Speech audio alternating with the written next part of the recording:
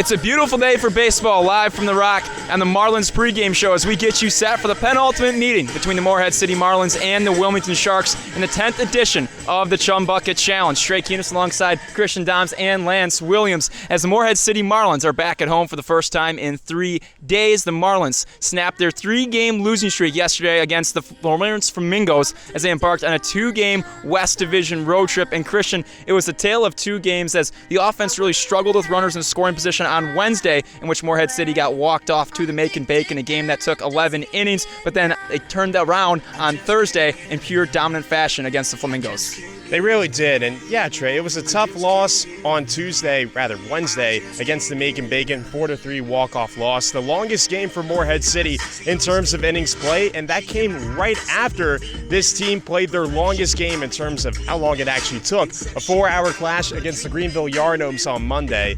And yeah, you're absolutely right, Trey. 14 runners left on the base paths for Morehead City.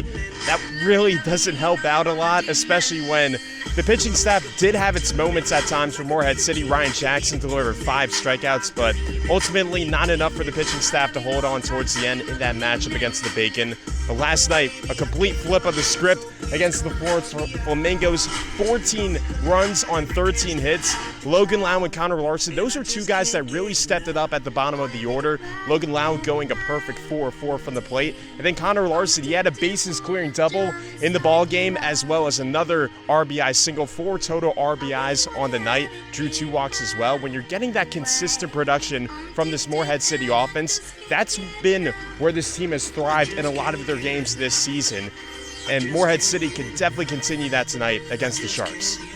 The Marlins with 13 hits to go along with 14 runs. 3 Marlins with multi-hit games, 2 of which had 4 hits. One of them was Logan Lau, who went 4 for 4 with the walk. Lau became the 5th Marlin this summer to reach base safely when recording at least 5 at-bats at that, and I was fortunate enough to talk to him earlier today. Trey Keenis here with Marlins shortstop Logan Lau. And Logan, last night it was an offensive clinic for you guys. 14 runs on 13 hits en route to a 7-run run rule win over the Florence Flamingos. You were one of 2 Morehead City offensive players with 4 hits. What was key in your success at the plate last night? I was just seeing the ball well, seeing the off-speed pitches well. I just had a lot of confidence that night, and I felt good going into the game. It's certainly good to be feeling good about your game coming into the home stretch this season. Just 8 games left until the playoffs. You guys currently have a 1.5-game lead over Wilmington for that final and 3rd playoff spot. How important is it to be playing your best baseball at this point in the summer? Super important. I mean, we got to win every game we can, get into the playoffs, and then just try to make a run going from there. As I mentioned earlier, Wilmington right on your guys' heels, trailing just 1.5 games of that 3rd playoff spot. You guys face off against them tonight, a familiar opponent, the 10th time you guys have met this summer. What's key in your guys continuing to pull away from Wilmington here with just 8 games left? Just keeping our foot on the gas. We just got to keep playing our best game. Obviously, they're creeping up on us, so we kind of want to close that gap and just get ahead of them here. Awesome. Appreciate the time, Logan. Good luck tonight. Yeah, thank you. Lau and the Marlins looking to keep their foot on the gas and secure a playoff spot in the East Division as they welcome the Wilmington Sharks to the Rock tonight. And so we talked about the offense, Lance. Now moving to the defensive side of things. Starting pitcher for the Marlins tonight, Isaac Beebe, who struggled as of recent over the course of his outings this summer with Morehead City.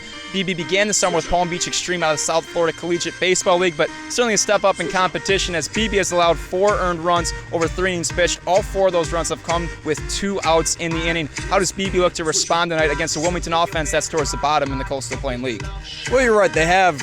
He has seen a difference in competition from the stuff in South Florida to in the Coastal Plain League. But that said, you hope that those 2 initial outings that he's had this season were kind of just an adjustment period. And for Morehead City, they're looking for him to go beyond that initial 2 innings that he did his first and only start up to this point. And also, he's got a good pitch arsenal. I mean, 2 fastballs he throws, 4-seamer, sinker, good slider, and a changeup as well to mix things up. So, I don't know. He's got a good pitch arsenal, a pitch arsenal that is conducive to being a starting pitcher, and this is a Wilmington offense that has struggled, like you mentioned. They're 15th, which is last in the CPL, and batting average, on base percentage, slugging, hits, you name it.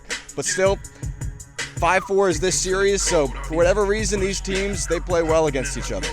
Beebe looking to get things back on track against a struggling Sharks offense. Wilmington also played last night, this time against the Chili Peppers. They lost 14-4 in a game that took 7 innings. So, Christian, now moving to the bigger picture, this being the 10th meeting between these two teams this summer, Morehead City leads the series 5-4. It's been about as close as you can get in terms of win-loss, with the season series having been just an odd number amount of games. What to you has stood out about the games in terms of who comes out on top and why?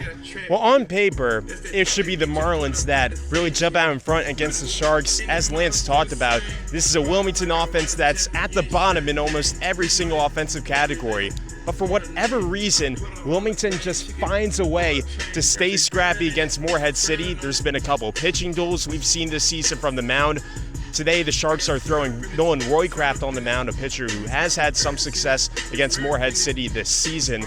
And yeah, I think the big thing for the Marlins, these are two teams that are real close to each other in the third spot for the CPL East to try and make the playoffs. So if you're Morehead City, you just kind of have to grind it out. It might be one of those games again where it's low scoring, a lot of weird plays, maybe some errors, maybe some stolen bases between the Marlins and the Sharks. It's one of those games where you just got to keep your head, or eyes on the prize rather, and this is a Fish offense that looked really strong last night against the Flamingos. Could definitely take that momentum tonight against the Sharks. In a season series that is about as close as you can get, nothing is off the table as both these teams know each other about just as well as they know their own selves. First pitch will be scheduled for 6:30. These two will be on the call. It'll be on Flow Sports. We'll talk to you then.